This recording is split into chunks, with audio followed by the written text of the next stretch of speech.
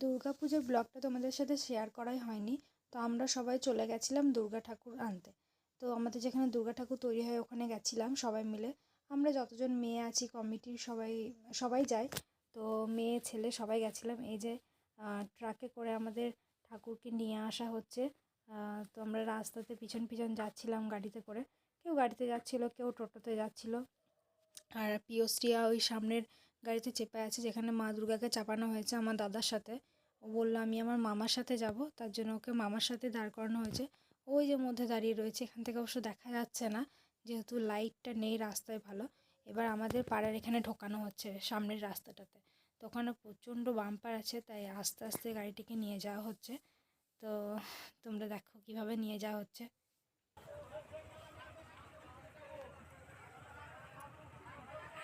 যে আমরা প্রায় চলে এসেছি প্যান্ডেলের মুখে।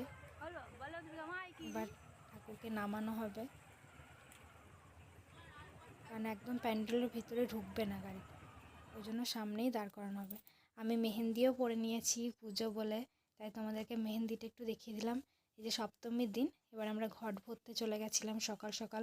আমার বৌদি, আমি, আমার যা রাস্তায় এখন হাঁটছি সবাই মিলে। তো এই যে ঘট ভরে আসার পর পুজোতেও বসে গেছে, পুজো চলছে। এবার আসবো অষ্টমীর দিন। অষ্টমীর দিন সাজটা একটু তোমাদের সাথে শেয়ার করি। এভাবে সেজেছিলাম আমি আর আমার বৌদি দুজনে।